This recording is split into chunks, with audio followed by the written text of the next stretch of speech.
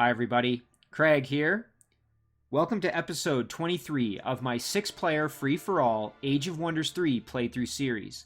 In this series, I'm playing against 5 Emperor AI that are each on their own separate team, and I'm playing as the Orc Warlord, Crognash the Brutal.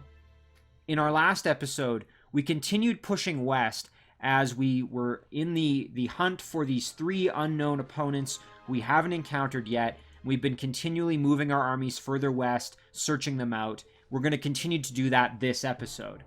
However, before I dive in, I did just want to give a couple of quick shoutouts to a few individuals who left some excellent comments on the last episode. The first of those comments comes from Ahmed Sultan. Now, Ahmed pointed out actually a number of things here, and we'll start with his first comment. He suggested that one thing I could do that I haven't really done this playthrough is to take advantage of the strength of the Warbreed unit. You can see here, just as an example, our Shadow Elf Warbreed. If I'm producing them in a city that has embraced darkness, they get Lifesteal. Now, Lifesteal, in addition to Regrowth, which they already have, what this does effectively is that they get 20% of their health restored each round in tactical combat, and all of their health restored at the start of the owner's turn on the world map. So that makes them extremely powerful and difficult to kill. Now, what Ahmed suggests is that I could have a stack of them that are obviously going to be very tanky and difficult to kill. And then in addition, I could use something like Death March here, which would basically give me increased mobility with that stack. So let's just read what it does here. All units in target-friendly army gain additional movement equal to their maximum movement points until the end of turn. All affected units lose 50% of their current health. The movement capabilities of the units in combat are not affected. Now, what this effectively means is that I could use this on my stack of Warbreeds, and then they get all this extra movement, and then when the turn flips over, they get all their health back thanks to Regrowth. So that's a really, really good synergy that I hadn't even really considered. So great idea there from Ahmed. The next suggestion from Ahmed was that in the battle last episode for the Sanctum, where I was using Hininia and her forces here, I cleared out this Sanctum, and I had a really, really tough time. I ended up losing, I think, almost every unit in the stack except for Hininia, and it was just a real nasty battle for me. I didn't do very well. Ahmed pointed out that had I used Bestow Iron Heart and Lion's Courage earlier in the battle, that would have basically given 2 of my units mind control immunity, which would have really, prevented them from getting converted, which ended up happening, I believe, to one of my pikeman units, which really kind of changed the whole flow of that battle and made it a lot harder for me. And it also would have just given the units a buff as well in terms of extra defense for Bestow Iron Heart and extra offensive capability for Lion's Courage. And that would have given me a lot better chance of having that battle go a lot more favorably for me. Now, thankfully, all my units are still intact because I had Divine Justicars with Hininia, meaning that all my units here had Resurgence, and so not a big deal there. But again, great suggestion from Ahmed that would have made that battle go a lot smoother. Ahmed also pointed out, in the battle, when my pikemen got converted, I started wondering, can I use Hininia to break control? Turns out Hininia does not have break control. However, Ahmed points out that my Orc Priest does have break control, and you can see that right here. So again, something that I should have done is use my Priest to break the control if possible, but of course I didn't even notice that, so great catch there from Ahmed. The next thing Ahmed suggested is that something I might want to consider is that now that most of my heroes are beyond level 11 and they kind of have most of the upgrades I would want for them, the next thing I'm going to want to do here is actually apply upgrades to them to improve their stats. And I think that's an excellent suggestion there from Ahmed, because again, my heroes dying would be kind of one of those things that I really don't want to happen, as that would be very, very dangerous for me, especially like Hininia or Trugruk, who give the stack something like Divine Justicars. If they go down, it means suddenly the stack is very vulnerable, and that's something, again, that I don't want to happen. So great suggestion there from Ahmed to just improve the health and defense and resistance of my heroes now that they're kind of in good shape in terms of the stack benefiting upgrades that they already have. And then finally, Ahmed points out that it's most likely that the group of elemental units who attacked Karbanaak here, you can see it's been captured by some elementals, really unfortunate. They likely came across the water here, and Ahmed points out that they probably came from the Shadow Realm. And in fact, you can see we've got ourselves a Shadow Gate right here on the water's edge, and that's probably where they came from. And the reason Ahmed points this out is because he's noted that in previous playthrough series of mine, and then in addition, I believe earlier in this series, he's noted that a lot of the spawning structures in the Shadow Realm will produce elemental units. And so again, that's kind of his hunch, and I think Ahmed's probably correct there. So I'm going to eventually have to send a stack likely into this Shadow Gate to clear out whatever's spawning these elementals so that Carbonok is safe. So big thank you there to Ahmed for the excellent suggestions. Really, really good points. The next set of comments comes from Ivan Engel. And Ivan points out a couple of things here pertaining to research. So what Ivan pointed out is that as I'm going about my battles and I'm clearing out structures, one thing I want to keep in mind is what I'm actively researching. And the point being that let's say I clear out a structure that I know is probably going to give me some extra research knowledge income. Like let's say I'm going to clear out, like for example, the Forbidden Sanctum or an Ancient Ruin. Something that very commonly will give you a knowledge bonus as a reward. I could, if I'm researching something that maybe might have too much of a knowledge requirement to be able to finish it in one go, what I could instead do is swap out what I'm actively researching for something else, such that then when I clear out the battle, I'm more likely to actually get a reward, I'm more likely to be able to then finish that research with the reward I get and not have that knowledge bonus go to waste that I'm getting from the battle.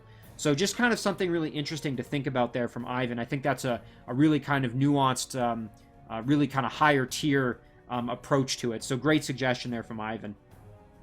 Another thing Ivan points out is that certain structures like Lost Libraries will reward you with technology, or excuse me, with upgrades, research upgrades that you have available to you from your own book. So things that are part of your class and your specializations. And what Ivan pointed out is that you can pick something as your active, and then hopefully when you get the Lost Library cleared out, the thing that you get from it will be not what you're actively researching. So you could kind of pick something that maybe you don't want to get as your active research, clear out the Lost Library, get the thing that maybe you are more likely to want, and then swap back to something you actually want to research. So again, some really interesting kind of ideas there from Ivan. I think that's a really kind of, like I said, a really good approach. So great ideas. And then finally, Casper Eklund left some excellent comments, as he always does. Casper suggested that I use Authority of the Sword, and I had asked for some input on this last episode, so Casper, thank you for delivering. I had asked for maybe some input on what kind of spells to cast going forward here, as I've got a bit of a surplus here of casting points, and I wasn't sure exactly what I wanted to cast. And so what Casper is basically suggesting is that I put Authority of the Sword on Lilac, which I was able to liberate from the undead. It had been taken from me a few episodes back, actually a number of episodes back, and I was able to liberate it. And so if I use Authority of the Sword, it will actually boost the domain radius here and bring this foundry into the fold so that it will start benefiting Lilac and improve my rate of growth of the city and rate of building. And then I'll also have this observatory complete in 2 turns, which will then also bring this Lost Library in as well. So that would rapidly increase the amount of benefit I'm getting out of Lilac, and I think that's a great idea.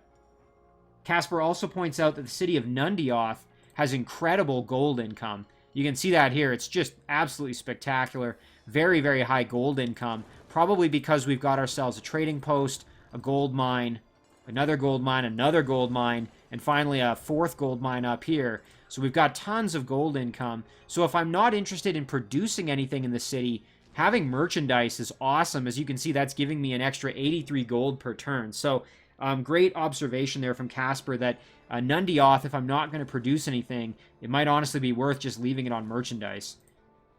Casper also pointed out and kind of agreed with Ahmed that these elemental units that attacked Carbonok probably came across the water. Again, I'm thinking probably from this Shadow Gate, as Ahmed pointed out. Casper then suggested that, I'm going to be forming a squad here to come and reclaim Carbonok. what Casper suggested is that I might also want to clear out this fire node that I've kind of forgotten about here, as once I have the palace finished in my throne here, it's actually going to expand the domain radius of the city, and it's going to bring this fire node into the fold, so I might as well get advantage of it. And so when I'm assembling my forces here, I might as well clear this out. And then what I could also do is use my builder to build either a road maybe going up through the woods here along this fire node, or I could build them along the side here just to kind of connect Carbanock and kind of have everything be nicely connected by roads. Especially since I've now, recently I researched the final movement upgrade to give my units, I think it's Advanced Logistics it's called, to basically give them more mobility on the road. So excellent suggestions there from everybody. A big thank you to Ahmed, to Ivan, and to Casper for all of those fantastic suggestions. You guys really outdid yourselves again. These were fantastic suggestions. So thank you guys very much. Okay, let's dive in here, as again, we do have a lot to accomplish, and we're going to try and keep in mind all those suggestions as well. So let's start with Casper's suggestion there. We'll use Authority the Sword, and we will... I shouldn't have panned away here. We'll use it right away on our new city that we've recovered. I shouldn't say new because we had it originally. So Lilac is now a lot larger and now has this foundry, which is, and you can see we actually improved the production rate of that observatory. It was at 2 turns before. It's now down to a single turn, which is fantastic. Okay, so let's see if there was anything else we wanted to do here. In terms of spells, we still have 50 casting points, meaning that we could throw Authority the Sword on something else. We could also flip over here. I do want to get Entwined by Shadows going, so maybe we'll start working on that. I think maybe that's going to be the game plan here, so maybe we will do Entwined by Shadows next. That's going to buff our dedicated to evil units, of which we actually have quite a few, so I think that would be really helpful for us. And maybe we can use Dominus here to clear out this Wicked Flames of Garoth here. That would be useful. Now, I'm not really as excited about the upgrade here. It does give 60% fire protection, fire spit, explosive death. I suppose that would be kind of useful, so I guess we'll just bring the whole stack in and clear it out. So let's do that.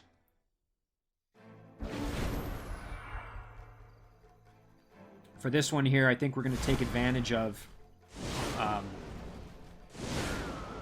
Dominus's upgrade, or excuse me, Dominus's ability here, Guardian Flame, where that's going to then at least give somebody a little bit of fire protection. I think we'll give that to our Blight Elemental, and then we can send him in to do some work.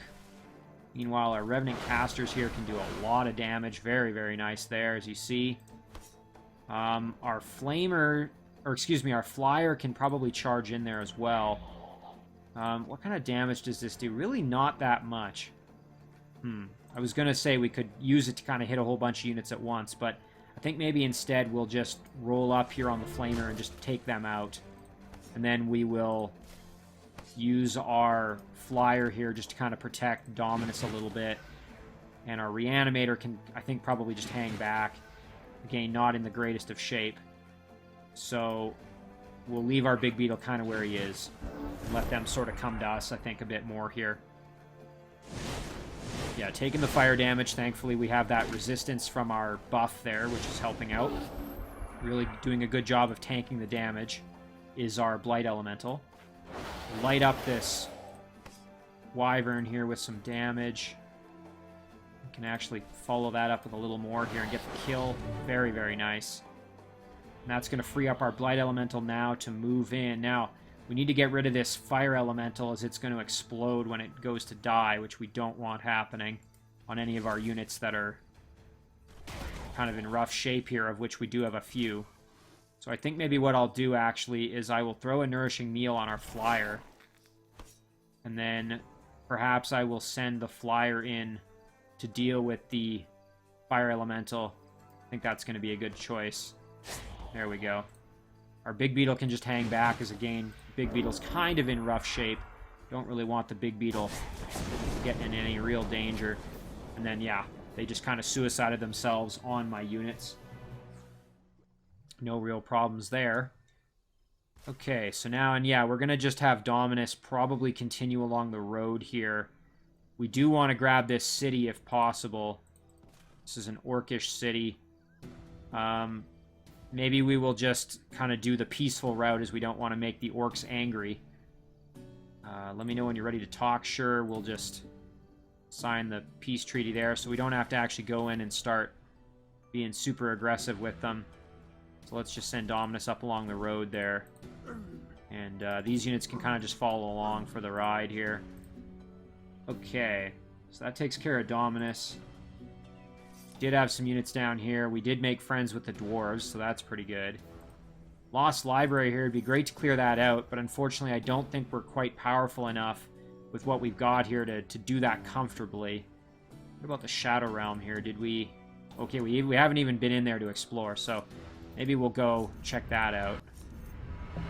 Okay, and there we go. There's the first of our 3 remaining opponents. Our Shadow Elf Dreadnought opponent almost certainly is the throne of this opponent is in the Shadow Realm, so that's actually quite nice. We now know where our opponent is.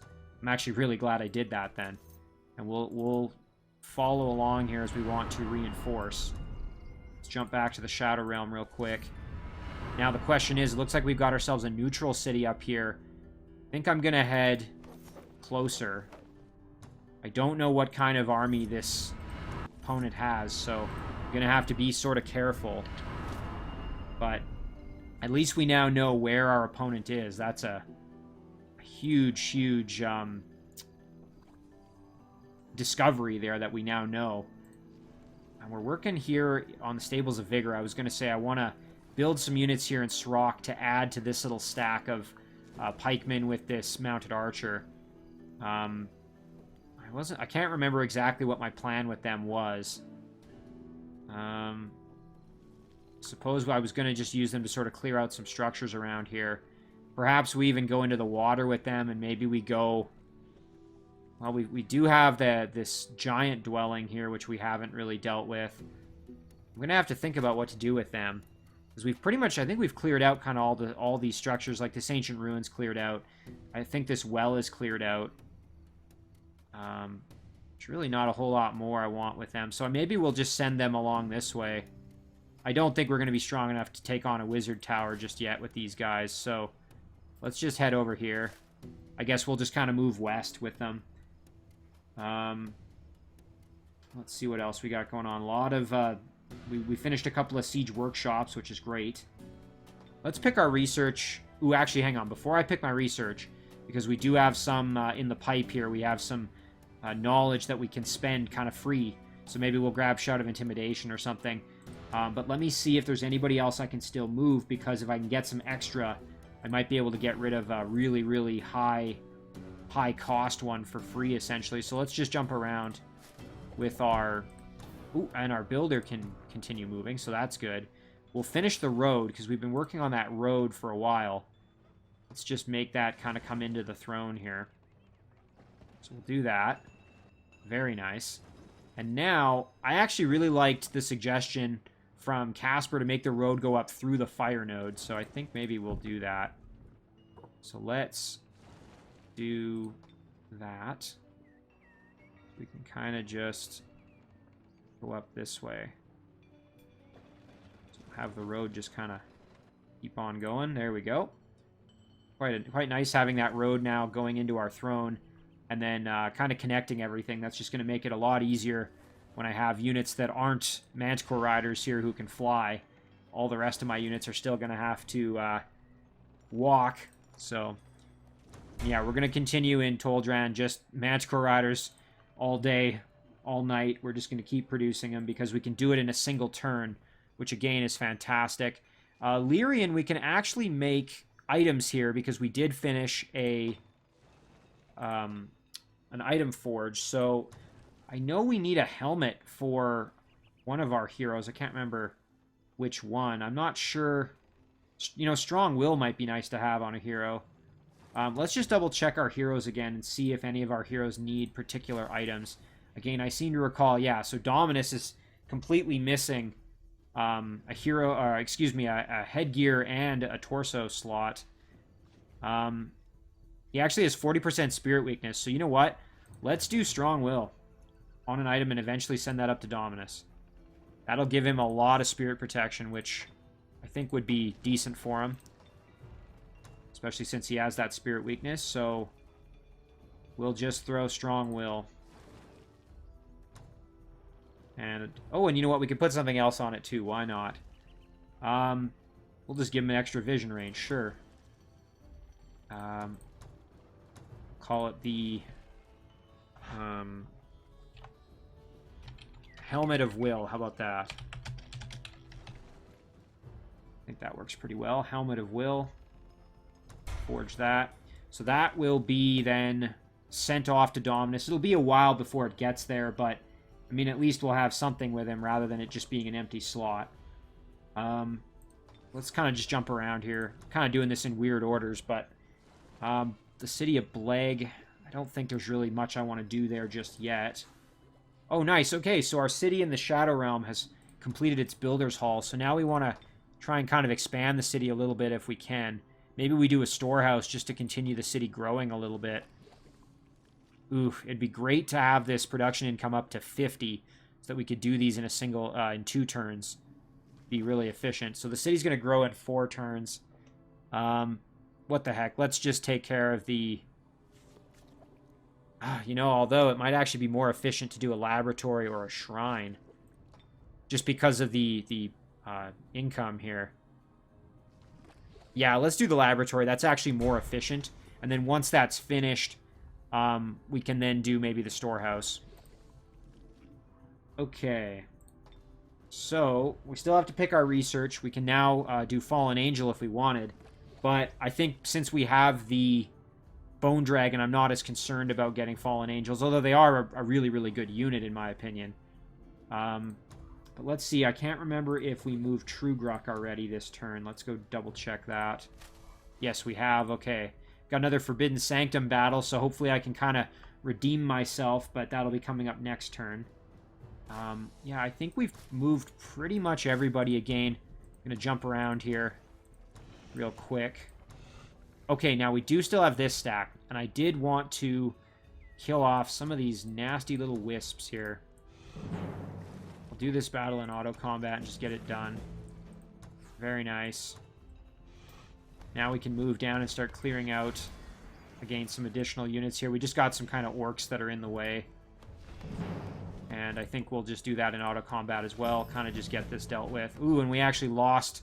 Well, I suppose that's the risk we take with auto combat. But we did lose 1 phalanx unit. Thankfully, we have 1 at gold medal now, so that's really good. Our knight's in pretty rough shape, so we'll have to be kind of careful.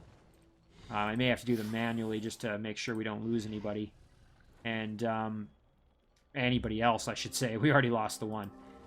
Let's engage this battle here, and I'll do this manually, and I'm going to get rid of them so that the city is kind of safe, as it currently could be recaptured by roaming units, which I don't want. I've already had enough of that with that city. I lost it for long enough.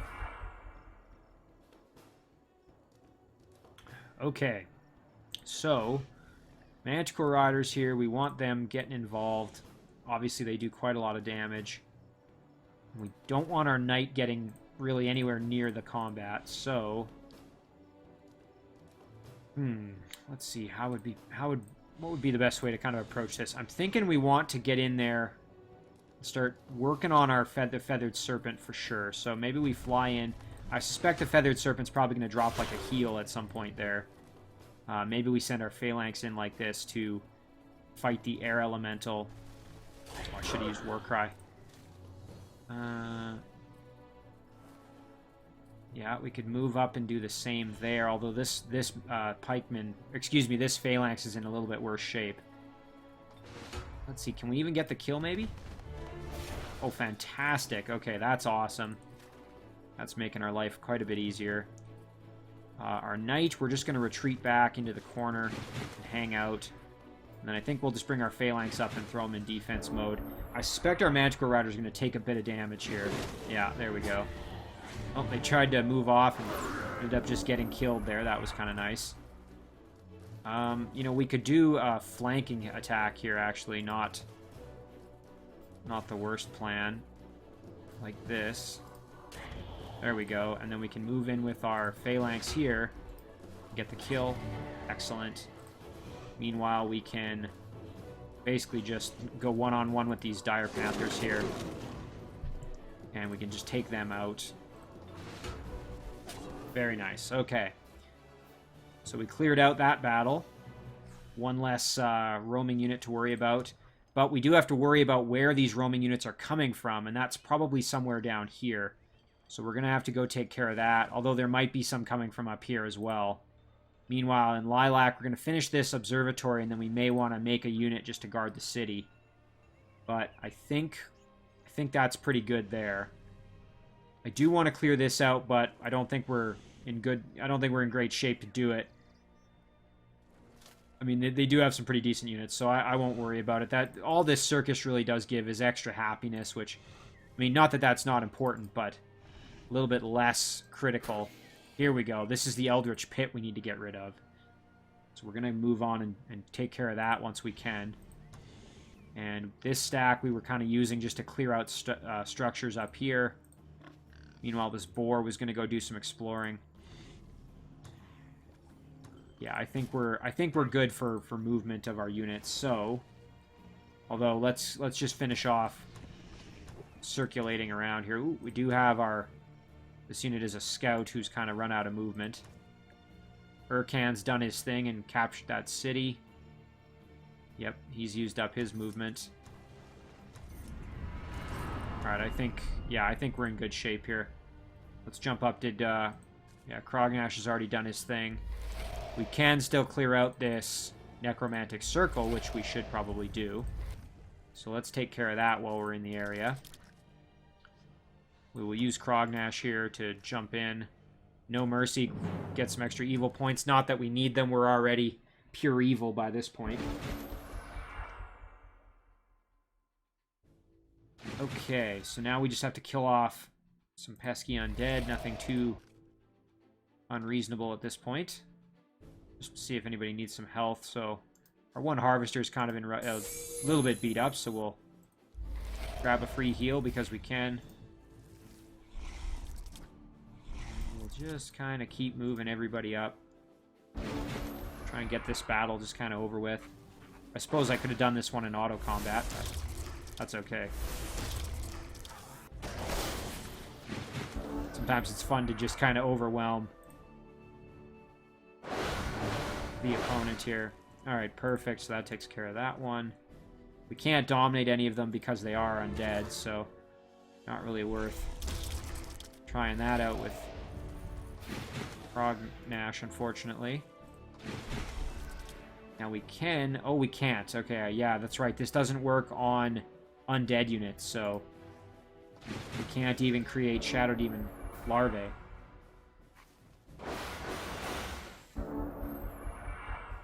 Alright, let's send our Shadow Demon Lord in. Flank that Reanimator. Nicely done.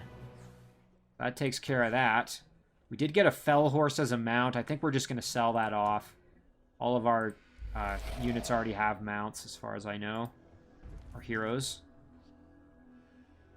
So we won't worry about that. So that takes care of that bit. Got this little guy who we're just going to send kind of down the road here. We're just kind of moving everybody on in here. Actually, you know what? We could start sending them down. Actually, now that I think about it, yeah, shouldn't send them up the road. I should send them down to the Shadow Realm here. Because, again, that's where our opponent is. So, yeah, let's get them into the Shadow Realm. Start assembling our forces here, basically. And we've got another Bone Dragon right here. You know what? Let's just send the Bone Dragon down into the Shadow Realm. I mean, while we're thinking about it, maybe we turn Dominus around and actually have him go back that way. That might actually be the smart move. Okay. That takes care of pretty much all our movement, I think, for the turn.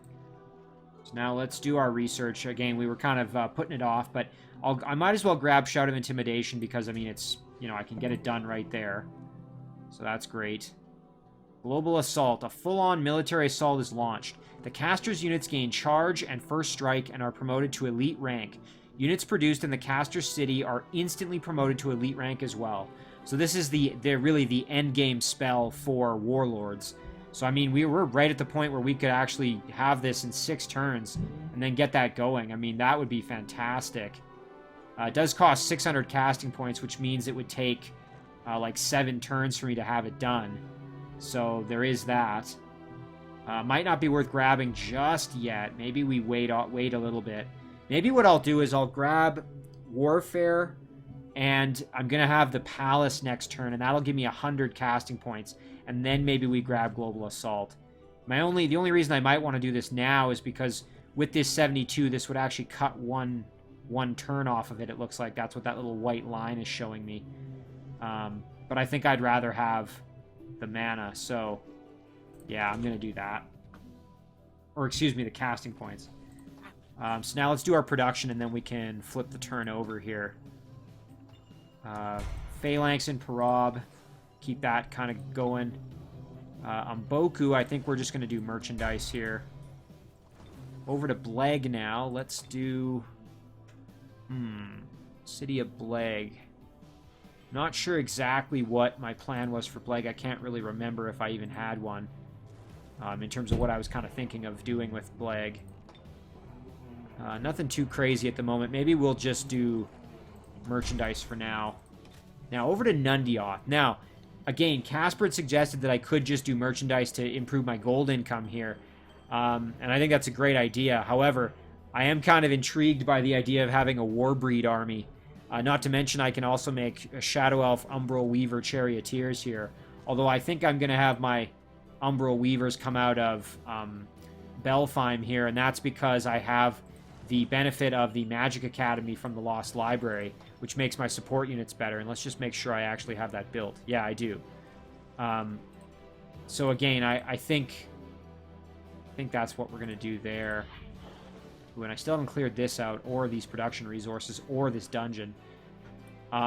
So I think in here we're actually going to do that. We're going to make our Warbreeds, and we're going to start our little Warbreed army. Might be kind of goofy, but I do want to give it a shot. I really like the idea of doing it. So we're gonna work on that. Meanwhile, this little Shadow Demon larva can just guard the city, as that's our newly acquired city. So we'll keep control there. Meanwhile, we'll keep this unit here because this city was attacked recently. So I need to build up something to send them out. I need to add more units to that before I send them anywhere. All right, so we will end our turn there. So now we've encountered our opponent in the Shadow Realm. We know where the Shadow Elf Dreadnought is. It'll be interesting to see if we encounter any of the Dreadnought class units here from our opponent, because they're going to have a Shadow Elf twist on them.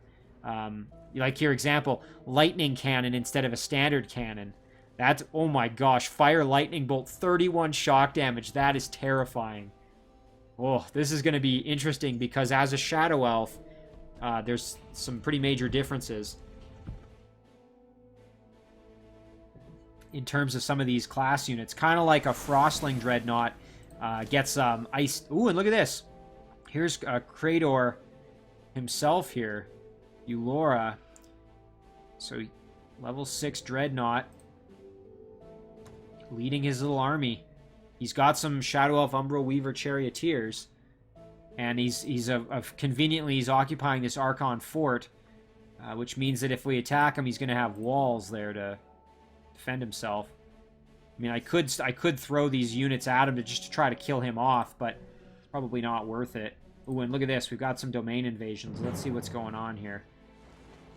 Oh my. Okay, we're under attack. So that one of these elementals has decided to move off and attack my little phalanx units here, so we're going to have to deal with that. So why don't we basically just kind of separate ourselves here and let him come right at us. He's going to use phase and jump in. Basically, as long as I don't get stunned, I should be fine.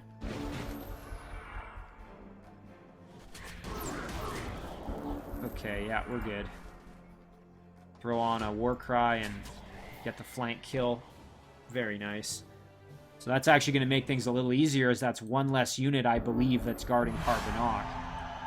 So now we had a domain invasion at Toldran. Where was that?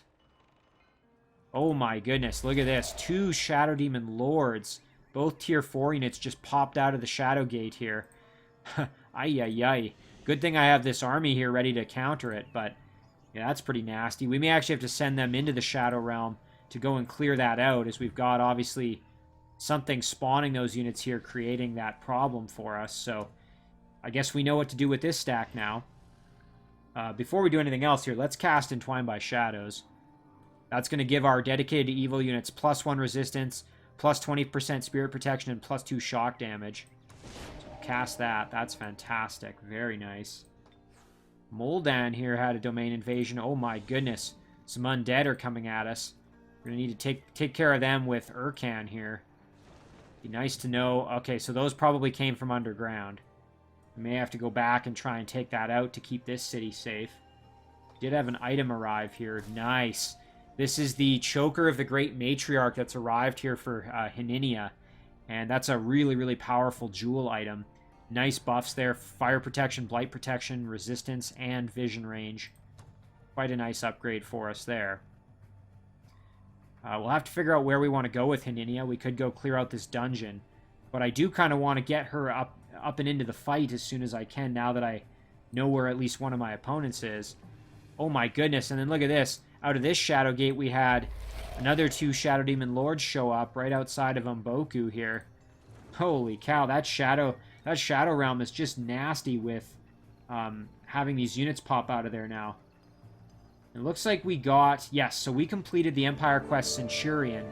We were the first player here to have 100 units, which means all of our units got a level up, including all of our heroes, which is very good for us. So Crognash here got a level up.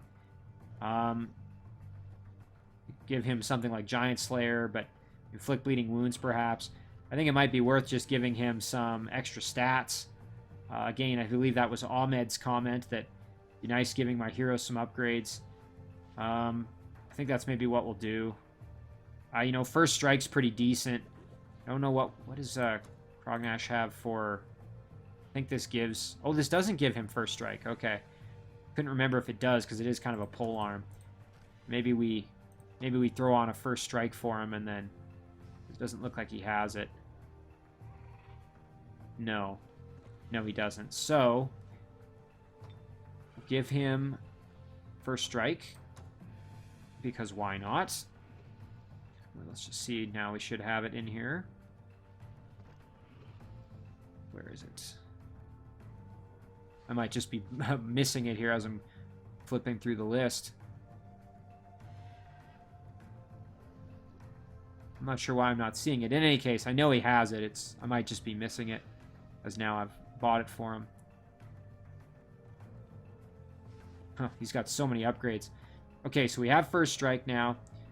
Let's also grab maybe some extra... He's got pretty good defense. Maybe we grab a little more resistance, perhaps. Still got 3 points. We could put it into something else. You know what? Let's take Inflict Bleeding Wounds. Why not? Okay. And now we will send Crognash. I think we want to get him going over here as well, so we're going to send him down that way. Meanwhile, all of our units, we're just going to kind of send the whole train of units here all the way down the line here into the Shadow Realm. There we go. So we can assemble ourselves a siege force here, basically.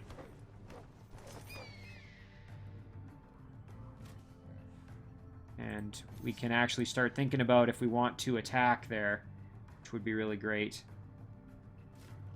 And let's step up these units here, make a little triangle. Can we even... Yeah, we can move up like that. There we go. And let's jump back here. So, yeah, effectively we just want our units going through. Here we go. We've got our Bone Dragon now to assist. That's going to make a big difference. Okay. Back up top.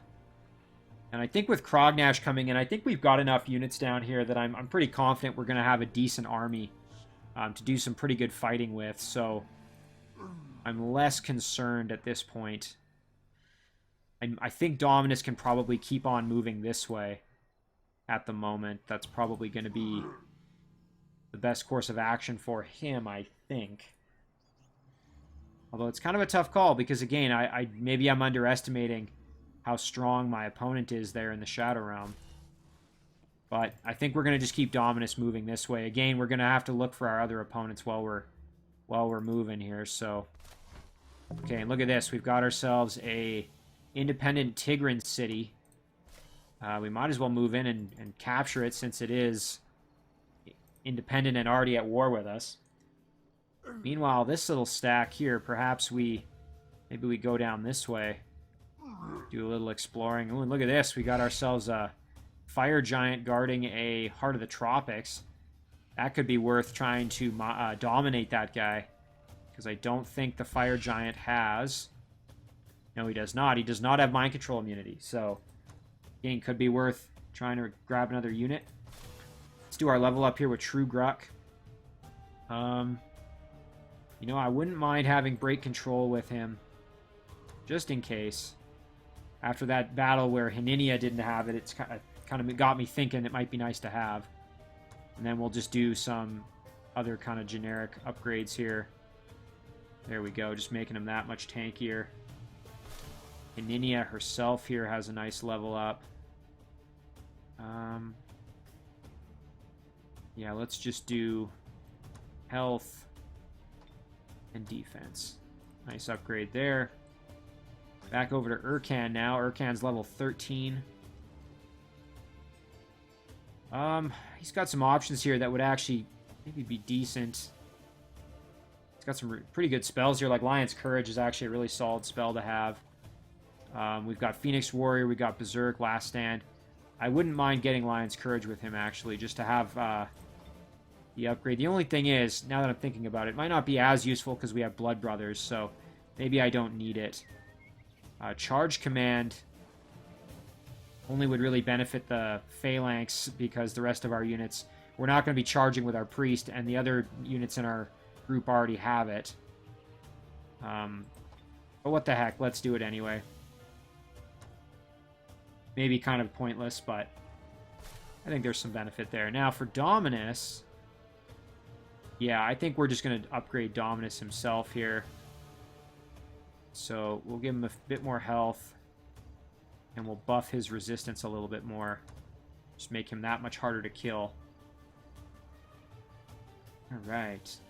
So far, so good. So that's really, really nice that we're at that point where our heroes are now all just very, very strong. Really nice development here in Hrim. We now have the Grand Palace that's finished, which is excellent. I think we are gonna... You know what? Let's move down and see if we can take out these Shadow Demon Lords. I'm going to do this one in auto combat and just let that happen. So we did lose a knight. Not really unexpected, as that is a 2 tier 4 units we were having to kill there. And then I think what we'll do... So again, we want to reclaim the city, so maybe we do that... Well, I'm almost thinking we do that first, but you know, we could also clear this out while we're kind of moving there. But I think I want the city back first before I worry about this fire node. I would like to clear that out, however. So now we've got 3 units here. We can come back and hopefully take this back. Might need to add 1 more unit into that little group, though. So maybe we do... Ooh, and unfortunately, a Manticore Rider's 2 turns there, which is a little bit annoying. However, I think we can get a Manticore Rider there in 2 turns. So we can send this guy down to at least help out. Okay, now let's jump back to the Shadow Realm here. We got True Gruck, and we're going to move in. Ooh, and this is going to be a tough battle for us here. Oh, not 1, but 2 Dread Reapers. King Shock Serpent, who has Mind Control immunity, so we won't be able to do anything with that.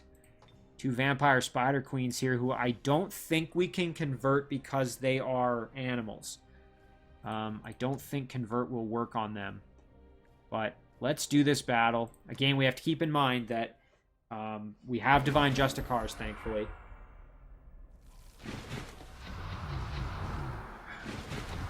I'm actually pretty scared of those Dread Reapers because they have Invoke Death, which would really not be fun to have ending up on one of my units. I think we'll throw Touch of Faith on whoever's going to go fight the Dread Reaper. I'm kind of thinking the Air Elemental's probably going to be our... Yeah, I think our Air Elemental's going to be our best choice for that. So I'm going to throw that on there. And then we're going to move up and go do some work. There we go. Meanwhile, the Shock Serpent here...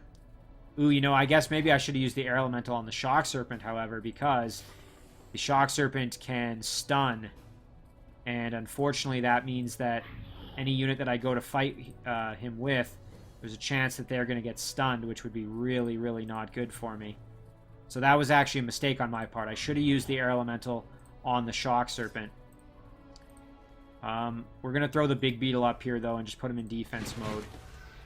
Meanwhile, we can step in and put a little bit of hurt on the Dread Reaper. Our Frost Elemental, meanwhile, can maybe just kind of step up like this. Our Grunts can kind of do the same thing. Let's kind of see what happens here. I'm expecting an Invoke Death. Yeah, there it is. Thankfully, we resisted it on that side, so our Grunts went down. Ooh, and we resisted... We actually got the kill there. We resisted all 3 of the attacks, stunning us, basically, which is fantastic. Do some huge damage here to this Dread Reaper. And then probably get the finish right here. Fantastic. That Void Implosion, of course, doing some extra damage to us, but nothing too crazy that we have to worry about.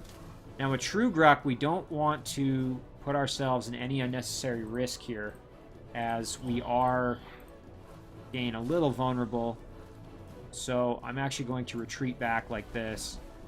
Just hang out back here, because I really don't want True Gruck getting in any danger. There's some webbing attempts there. We did get our Frost Elemental on the second try. So now, let's see, can we step up like this and then get a nice flank hit there? Very nice.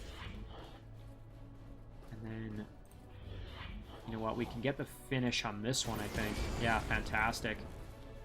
Move over here and probably get the kill. Very, very close. We can step up here and just blast him with our... Let's just... Yeah, I was going to say, I just wanted to verify that the convert doesn't work. We can just kill him off here with our gun blast. So we'll do that. Very nice. Musket blast.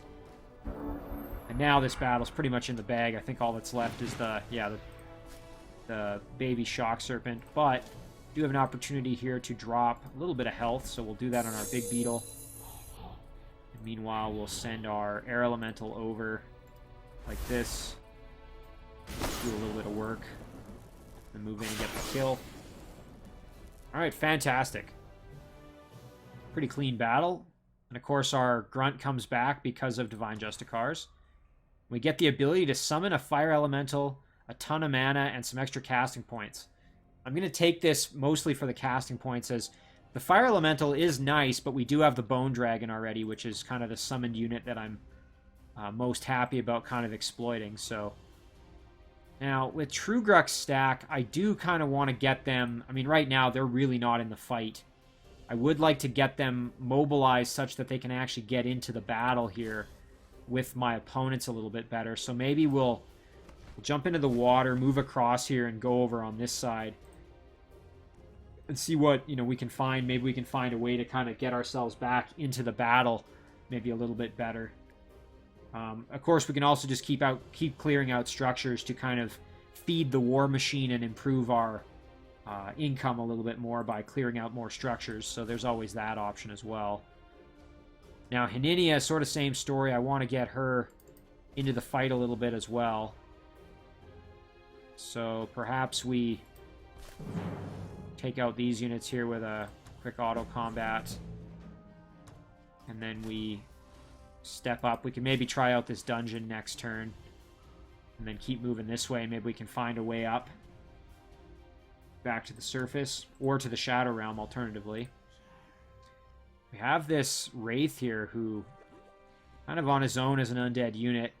I was originally going to group him up with Dominus, who can take care of the undead, or with this Reanimator, but I think maybe I'll just send him kind of to go and aid everybody else down here.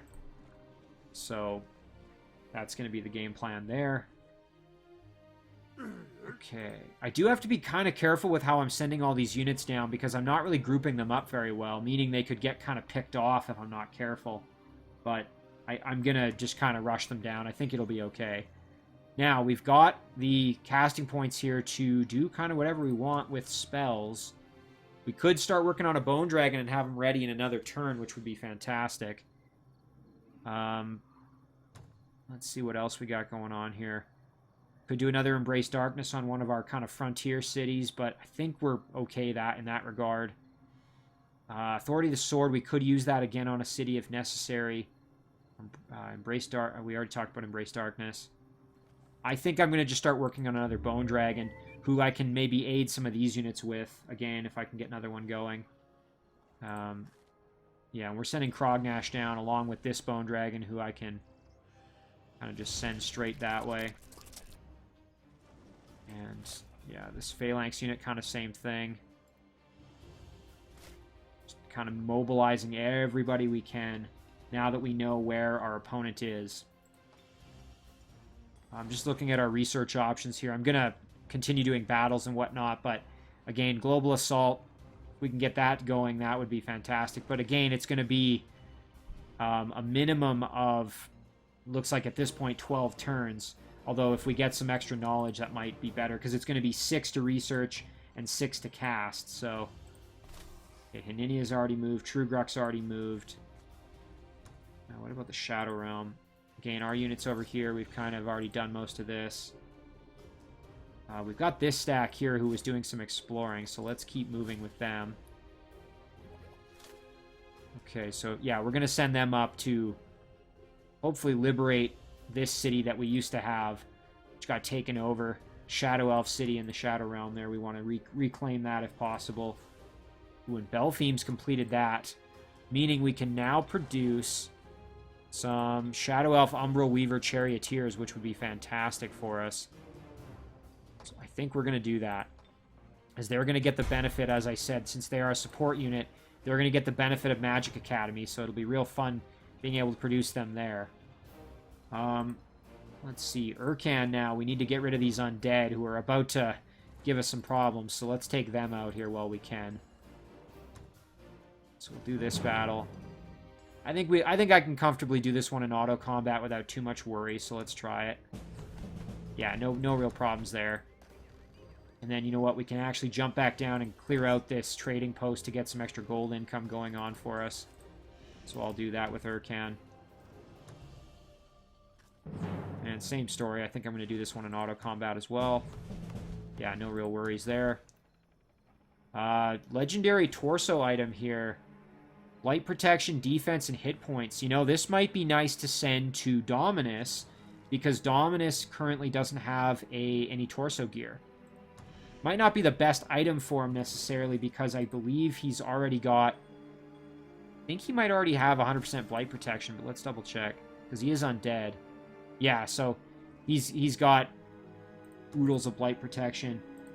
Although some of that's from that Shrine of the Earthen Mother, so...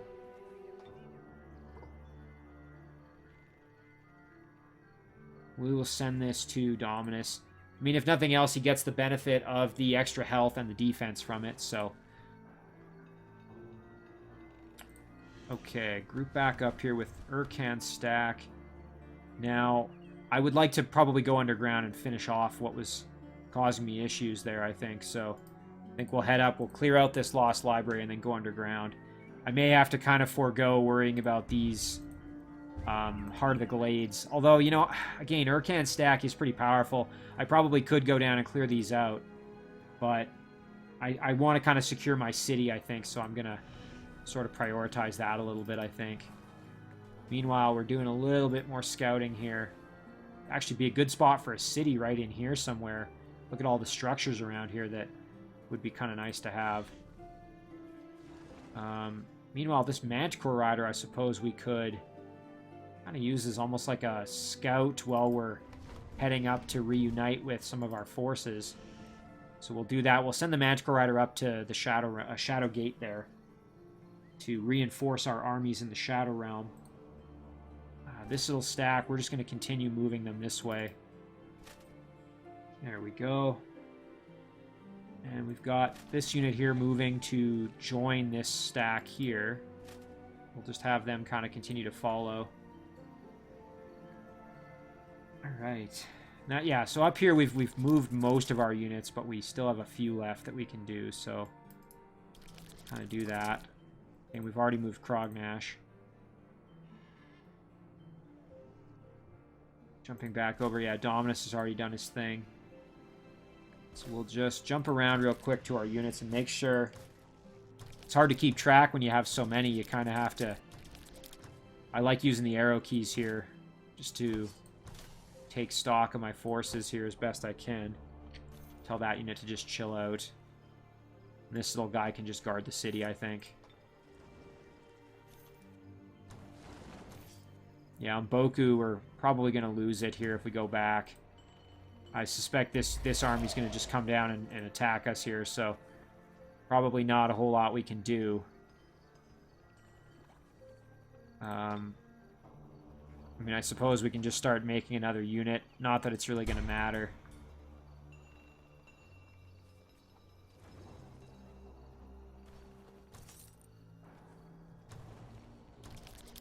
Alright, just continuing to look around. Make sure we've kind of moved everybody. And I think, yeah, I think that about does it. So, let's do our research now.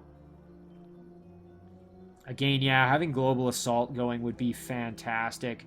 Conqueror's Feast would be pretty good, too. The enemy in domain and enemy at the gates morale penalties are twice as effective against the caster's enemies. In addition, the caster's units require minus 25% gold upkeep cost outside of the caster's domain. Ugh, you know, I'm kind of tempted to grab this one before I worry about Global Assault. You know, and I think I'm going to do it because, again, it'll help me when I'm sieging my enemies here, so I think we'll do it. Because I'm going to be sieging cities here relatively soon, so I think that one will be more useful for me in the short term. So now we can do some production choices here. We'll just do a laboratory, maybe, in our underground city here. Over to Hrim now. Okay. So we might need to reinforce this stack, although we do have this Manticore Rider coming in. But it would probably be nice to... Maybe we just do a Manticore Rider here in Hrim. Yeah, let's just do that. Meanwhile, our builder here can build a road right up to the structure, and then perhaps we can just go around it for now until we're able to clear it out. That was the only issue with me deciding to go this way rather than going around down here, is that I actually didn't clear this out first, so again, maybe not the smoothest order of things, but... Alright, now over to Lilac. It would be great to have just a unit to guard the city here. So we'll just throw up a Spearman just to have a single unit there. Srock now. We finished the Stables of Vigor, so I think we'll now do some mounted archers from there that are going to have a little bit better... some extra abilities as a result of that upgrade. Meanwhile, we'll send this pikeman over to Bleg now. Again, I'm still not really sure what to do there, so I think we'll just do merchandise and tell this army to chill. This little boar is going to do some exploration up here, I think. Maybe go help out on this, kind of on this front over here. This army we're going to send into the Shadow Realm. Again, we need to figure out where those units came from. We can also maybe try and reclaim that city there if possible. So maybe we go for the city first. This is a city that we again lost some roaming units a long time ago. Be nice to reclaim it. This army here we can move down and deal with this structure. We might lose our knight, but...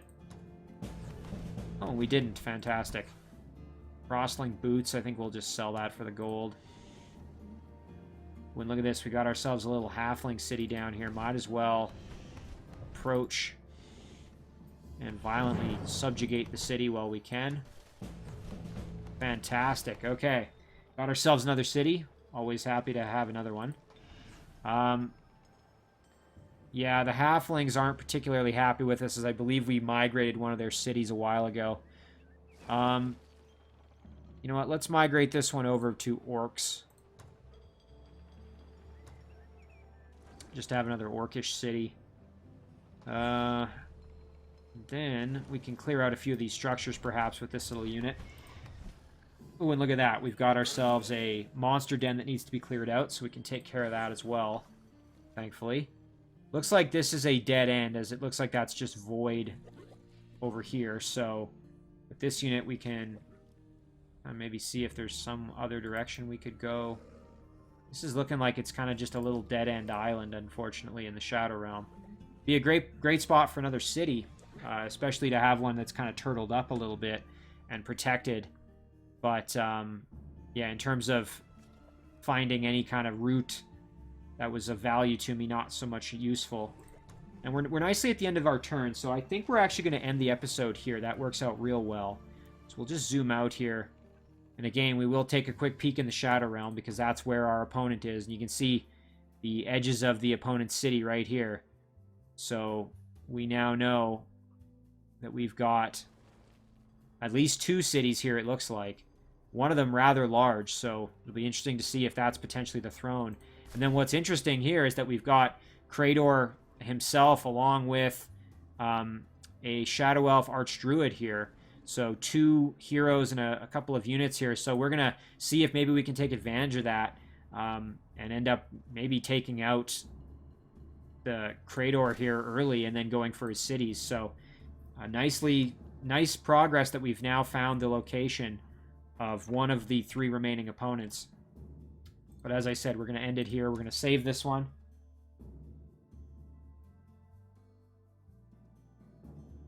This is going to be episode 23.